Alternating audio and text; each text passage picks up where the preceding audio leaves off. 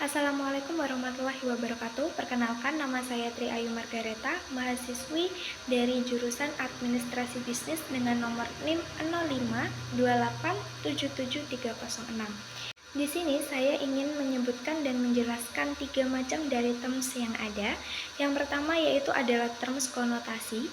Terms konotasi sendiri isinya dibagi berdasarkan terms konkret dan juga terms abstrak, yang dimana kedua ini berada pada lingkungan hakikat dan juga lingkungan sifat. Hakikat konkret yaitu menunjuk ke hal suatu kenyataan yang berkualitas dan bereksistensi, contohnya seperti waktu tertentu, kemudian tepat tertentu. Hakikat abstrak yaitu menyatakan suatu kualitas yang tidak bereksistensi atau tidak ada dalam ruang dan waktu, misalnya kemanusiaan dan kebenaran. Kemudian yang ketiga adalah sifat konkret. Sifat konkret di sini menunjuk pensifatan suatu kenyataan yang berkualitas dan bereksistensi, misalnya berbadan merah. Yang keempat adalah sifat abstrak, yaitu menyatakan pensifatan yang terlepas dari eksistensi atau tidak ada dalam ruang dan waktu, misalnya kerasionalan. Kemudian contoh dari terms konotasi yaitu seperti bunga desa dan gadis yang cantik. Yang kedua adalah di sini terdapat terms denotasi.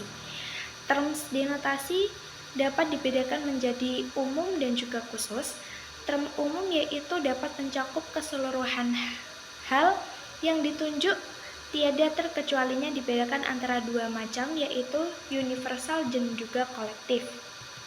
Universal bersifat umum yang berlaku di dalamnya tidak terbatas oleh ruang dan waktu, misalnya organisme, manusia, dan kemanusiaan. Kemudian kolektif, sifat umum yang berlaku di dalamnya menunjuk suatu kelompok tertentu sebagai kesatuan, misalnya rakyat Indonesia, bangsa Cina, Persatuan Indonesia.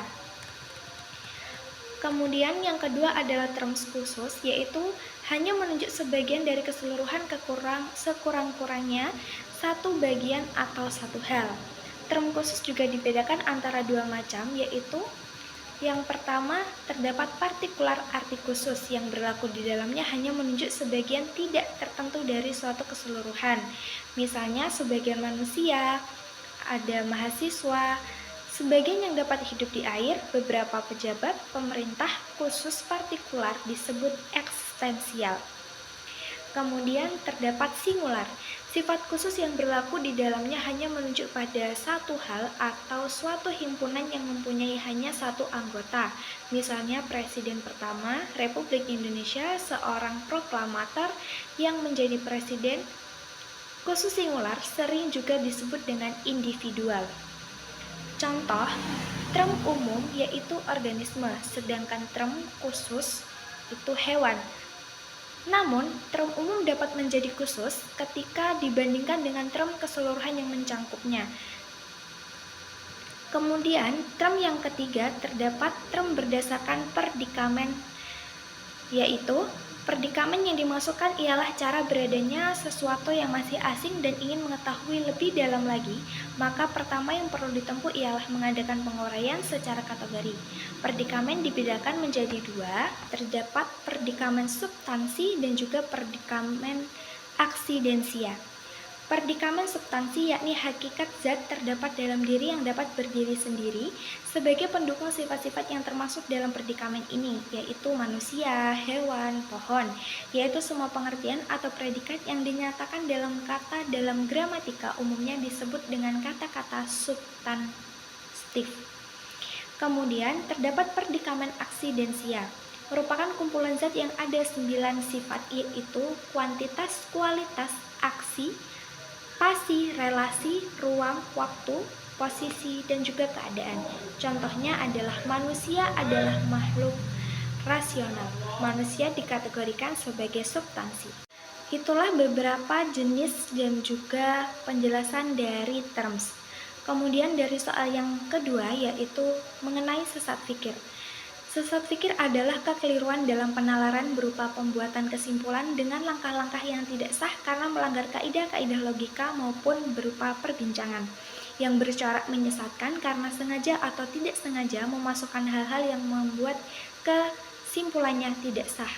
Menurut para ahli, logika umumnya dibedakan 3 jenis sesat pikir, yaitu sesat pikir formal valens, sesat pikir verbal, verbal valens, dan sesat pikir material atau material valens. Yang pertama adalah sesat pikir formal, adalah kekeliruan penalaran berdasarkan bentuk atau sering disebut sesat pikir menurut logika. Logical valence, contohnya, jika hujan turun maka halaman akan basah. Halaman tidak basah maka tidak turun hujan. Yang kedua adalah sesat pikir verbal, adalah kekeliruan penalaran berdasarkan kata-kata, yakni bertalian dengan penggunaan yang salah atau kemakna gandaan dari sesuatu kata, dan dikenal juga sebagai sesat pikir arti kata. Semantic valence. Contohnya yaitu, semua hukum dibuat oleh legislator. Hukum alam adalah hukum, oleh karena itu, hukum alam dibuat oleh legislator. Kemudian yang ketiga adalah sesat pikir material, adalah kekeliruan penalaran isi, yaitu menyangkut kenyataan-kenyataan yang sengaja atau tidak sengaja. Sesat pikir ini banyak ragamnya, misalnya perumpamaan yang tergesa-gesa. Contohnya, banyak orang yang mengatakan taman itu bagus, jadi taman itu pasti bagus. Kemudian, untuk menghindari agar kita terhindar dari terjadinya suatu sesat pikir, maka perlu mengembangkan kesadaran diri, pengetahuan, dan keterampilan dalam berpikir kritis. Kemudian, dapat menerapkan prinsip penalaran dengan kaidah-kaidah logika untuk menghindari terjadinya suatu kesesatan berpikir atau sesat pikir. Sekian pendapat dari saya. Apabila terdapat sebuah kesalahan, mohon untuk dimaafkan serta mohon bimbingannya untuk menjadi lebih baik dalam kedepannya. Terima kasih.